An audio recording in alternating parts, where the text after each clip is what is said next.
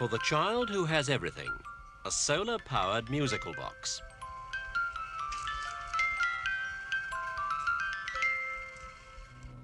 And down outside her country home in the fields of western France, an even more unusual device for solar power.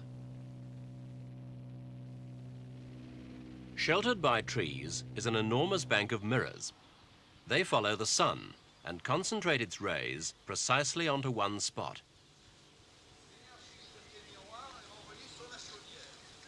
It can easily achieve temperatures over 1,000 degrees centigrade, even in northern Europe.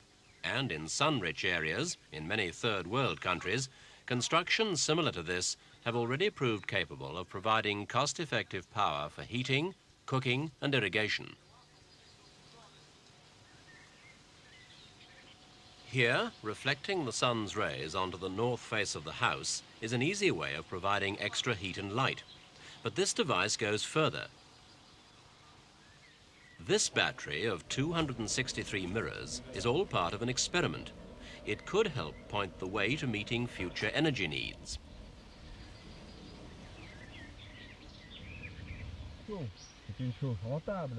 Apart from the reflectors, the house already has special solar windows, which heat the whole building comfortably from spring to autumn, whenever the sun shines.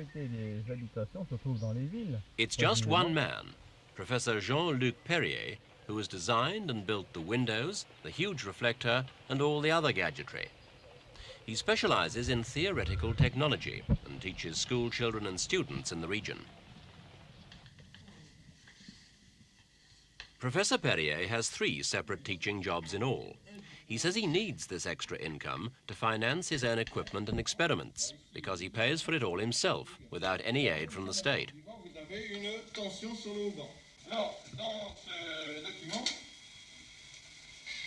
Besides teaching, the professor belongs to international bodies specializing in solar power and in the use of hydrogen as an alternative energy source. Combining these 2 subjects, he has been working on the theory of using the sun as the original source for producing hydrogen gas. Professor Perrier's research and experiments have convinced him that solar energy could be much more than the ecologist's plaything or a fashionable innovation. Solar energy is not just something for heating homes. That isn't sound economics. Its role should be even less for making small machines and gadgets. We should rather envisage solar energy being harnessed on an industrial scale. In most countries too, solar energy cannot compete with mines or oil refineries, and it can't be stockpiled either. So its role is in sun-rich areas, and it should be used to produce hydrogen.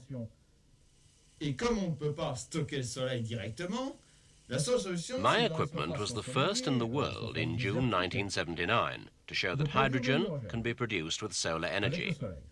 It has been proved that 1 cubic meter of water can produce the same amount of energy as 460 liters of gasoline. On produit l'équivalent de 470 d'essence. This is just to show the power of solar energy. It's something even Professor Perrier's young daughter Estelle understands. Yes to solar energy for life. The driving power comes from a panel of photoelectric cells. It's a small-scale experiment. When the cells face the sun, the power comes through. To switch off, you simply turn them to one side. The machine is neither complicated nor expensive, but the same thing on a larger scale can produce enough power to pump water up from a well. And it's that power which really interests the professor. Here's his Heliotrope, named after a flower that follows the sun with its face. An artificial sun gun shows in some detail how the panels react and turn towards the light automatically. They move on the east-west axis and also on the vertical plane. The huge construction, weighing 40 tons, took 5,000 man-hours to build, and Professor Perrier worked entirely alone on the project for all but 100 hours. It's an amazing achievement for one man.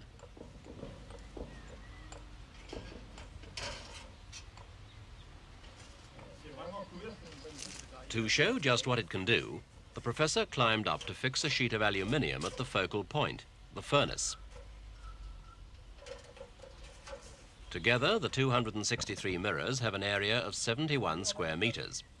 They are of such high quality that less than 10% of the energy received is lost by absorption. The whole thing is a masterpiece of engineering.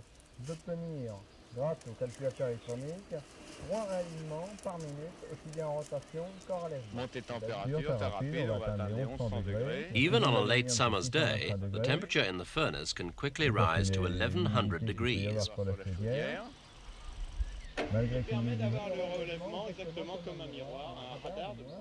The melting point of aluminium is 625 degrees, and that temperature has already been passed.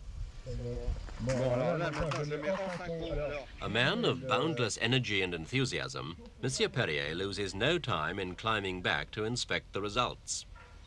In similar tests, glass wool has turned solid, and even steel sheeting has started to melt.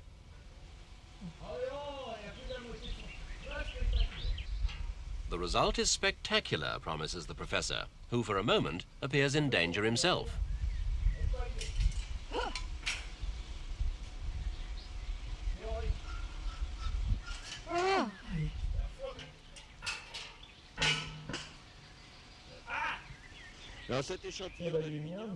But he's safe, and here is what's left of the aluminium sheet, a twisted and molten mass half burnt away.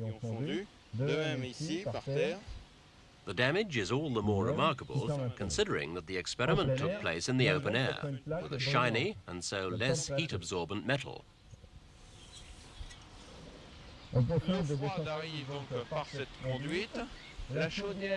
The professor explains the next stage. Cold water goes through a pipe up to the furnace, and the concentration of solar heat produces hot water and steam.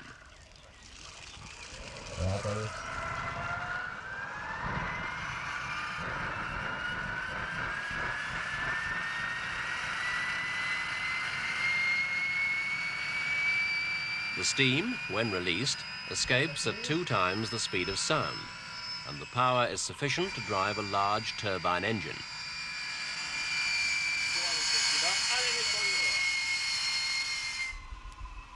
Sometimes a special need for steam exists in an area ideally suited for a solar machine like this.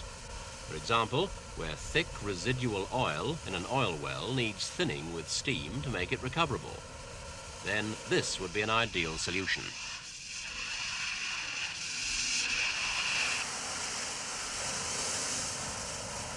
Steam-driven turbines can also produce electricity, and it's that capacity Professor Perrier has been using to extend the solar energy chain still further, to produce hydrogen. A simple electrolysis experiment divides water into its basic component parts. On one side, oxygen, which won't ignite. On the other side, hydrogen, which does burn. Coupe le jus là-bas. Voilà. In order to prove that hydrogen could be the power source of the future, Monsieur Perrier has constructed his own hydrogen gas car, the bulk of which he rescued from a scrapyard. Mise en haut du moteur en mettant la pression. Deuxièmement, en ouvrant le gaz.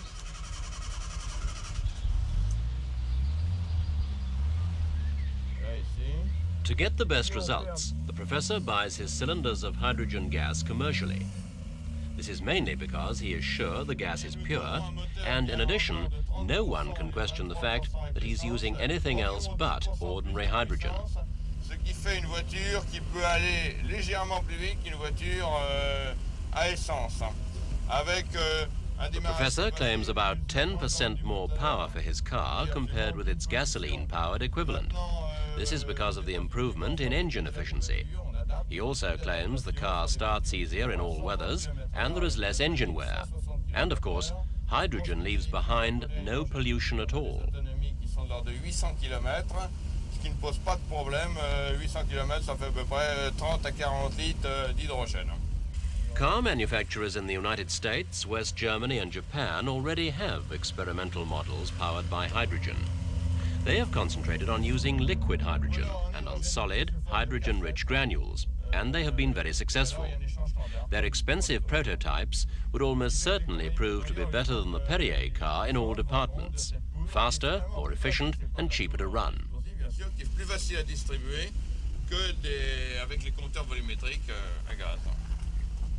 But the professor is persevering with his hydrogen gas car, one of the first of its kind.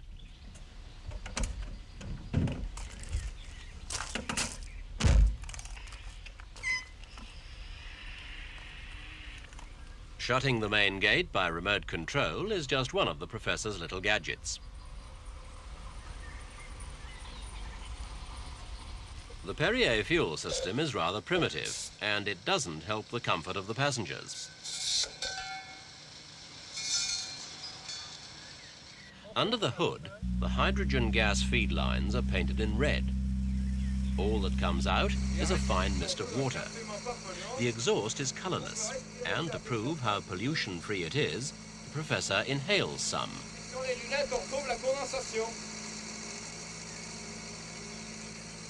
The driver normally shuts off the engine just by closing the gas tap.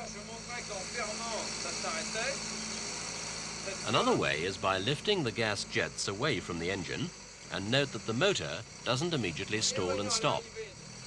You get the same effect by putting your hand in the way.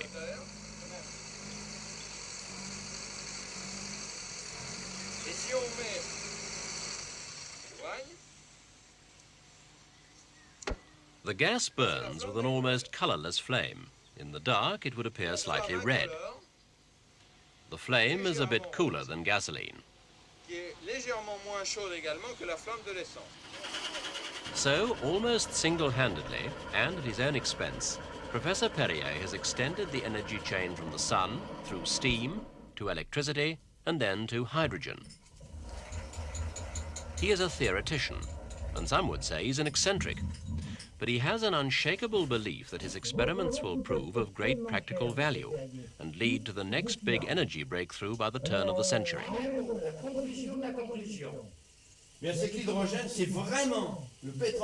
Hydrogen is truly the oil of the future.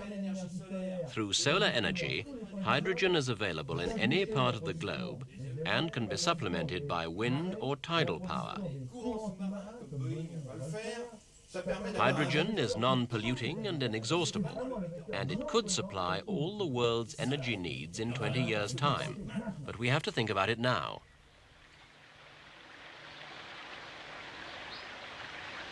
Sunset over the River Loire. It is one of the few certainties of life that the sun will rise again next morning. And Professor Perrier is equally sure that hydrogen gas produced by solar power is the solution to all our energy problems.